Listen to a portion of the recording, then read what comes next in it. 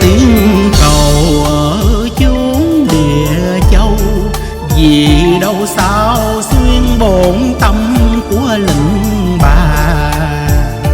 Mấy ngà gian đặng nhìn ra hài nhi chân chân của tôi đây mà. Đồ nhi